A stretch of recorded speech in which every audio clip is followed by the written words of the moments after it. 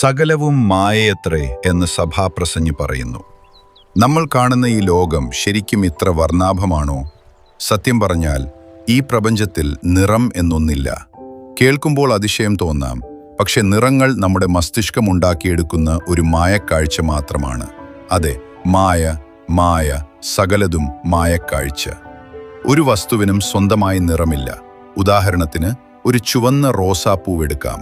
സൂര്യപ്രകാശം ആ പൂവിൽ പതിക്കുമ്പോൾ റോസാപ്പൂവിലെ ആറ്റോമിക് ഘടന ചുവപ്പിന്റെ തരംഗദൈർഘ്യമുള്ള പ്രകാശത്തെ മാത്രം പുറത്തേക്ക് പ്രതിഫലിപ്പിക്കുന്നു.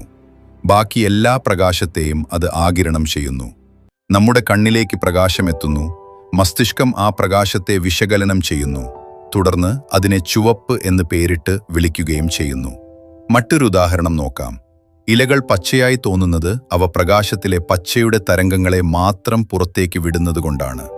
അതുപോലെ ഒരു വസ്തു എല്ലാ പ്രകാശത്തെയും ആഗിരണം ചെയ്താൽ നമ്മൾ അതിനെ കറുപ്പ് എന്നും എല്ലാത്തിനെയും പ്രതിഫലിപ്പിച്ചാൽ വെള്ള എന്നും വിളിക്കുന്നു. ചുരുക്കത്തിൽ, വസ്തുക്കൾ വെറും പ്രകാശത്തെ പ്രതിഫലിപ്പിക്കുക മാത്രമാണ് ചെയ്യുന്നത്. ആ പ്രകാശ തരംഗങ്ങളെ മനോഹരമായ നിറങ്ങളായി നമ്മുടെ തലച്ചോറ് വിഭാവനം ചെയ്യുന്നു. നമ്മൾ കാണുന്ന ഈ സുന്ദരമായ വർണ്ണലോകം യഥാർത്ഥത്തിൽ നമ്മുടെ മസ്തിഷ്കം സൃഷ്ടിക്കുന്ന മായക്കാഴ്ചയാണ്. നമ്മുടെ ഇന്ദ്രിയങ്ങൾക്കും അപ്പുറത്ത് പ്രപഞ്ചം അതിൻ്റെ ശുദ്ധമായ ഊർജ്ജരൂപത്തിൽ നിലകൊള്ളുന്നു. ആ ഊർജ്ജത്തെയും പ്രകാശത്തെയും മനോഹരമായ കാഴ്ചകളാക്കി മാറ്റാനുള്ള അത്ഭുത ശക്തി നമ്മുടെ ബോധമനസ്സിനുണ്ട്.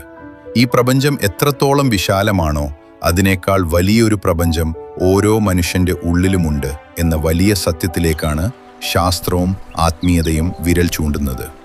നാം കാണുന്നതല്ല സത്യം, ആ കാഴ്ചകൾ കാണുന്ന നമ്മൾ ആണ് യഥാർത്ഥ സത്യം. എന്താണ് നിങ്ങളുടെ അഭിപ്രായം?